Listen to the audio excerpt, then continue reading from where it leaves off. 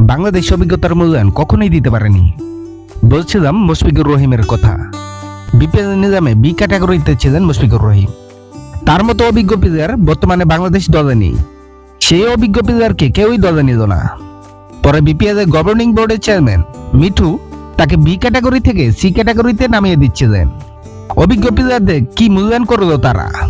পরবর্তীতে রংপুরের মালিক পক্ষের একজন তাদের সম্মানের কথা বিবেচনা করে বি ক্যাটাগরি থেকে মাহমুদুল্লাহকে কিনেছে রংপুর আর মুশফিকুর রহিমকে কিনেছে রাজশাহী।